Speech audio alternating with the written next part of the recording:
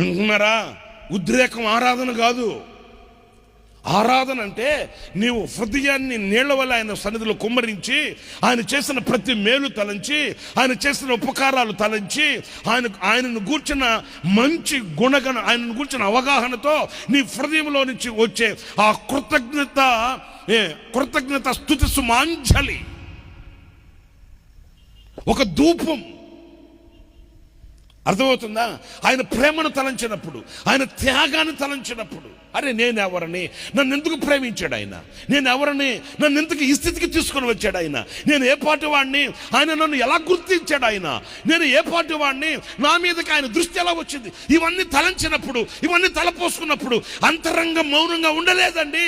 ఆ మౌనంగా ఉండలేక గంతులు వేసే ఆ అంతరంగంలో నుంచి వచ్చే ఆ స్తుతి భావన, అది నీ కన్నీటి మూలంగా కావచ్చు,